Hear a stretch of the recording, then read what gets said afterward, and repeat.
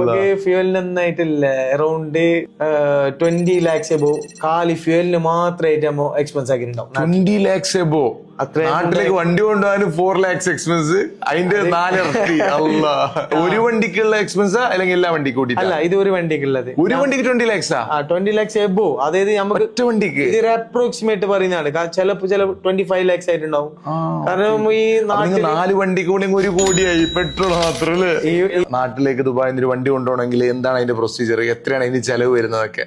മറ്റേ ശരിക്കും പറഞ്ഞെങ്കിൽ അതല്ല എക്സ്പെൻസ്. അതല്ല എക്സ്പെൻസ്, നാട്ടിലെ കൊണ്ടുപോലല്ല എക്സ്പെൻസ്. കൊണ്ടുവന്നല്ല എക്സ്പെൻസ്. ശരിക്കും എക്സ്പെൻസ് വെച്ചാല് നമ്മ നാട്ടില് കൊണ്ടുപോയിട്ട് നമ്മ ട്രാവൽ ചെയ്യുന്നില്ലേ, നമ്മ ഫസ്റ്റ് വണ്ടി കൊണ്ടുപോകുന്ന സമയത്ത് വിചാരിച്ച എന്താ വെച്ചാല് ഇതായിരിക്കും എക്സ്പെൻസ്. നാട്ടില് കൊണ്ടെങ്കിൽ പ്രശ്നമില്ല, ഫ്യൂൽ അല്ല, നമ്മ അടിച്ചു പോവാ. ബട്ട് നാട്ടില് കൊണ്ടുപോയിട്ട് ഫ്യൂൽ അടിച്ചിട്ട് കുറച്ച് ട്രാവൽ ചെയ്തിട്ടാണ് നമുക്ക് മനസ്സിലാകുന്നത്. നമ്മ നാട്ടിലത്തെ ഫ്യൂൽ എന്ന് പറഞ്ഞാല് ഒരു എന്തല്ല ഇവിടുത്തെ ഒരു ക്വാളിറ്റി ഇല്ലാത്തൊരു ഫ്യൂലാണ് നാട്ടിലത്തെ.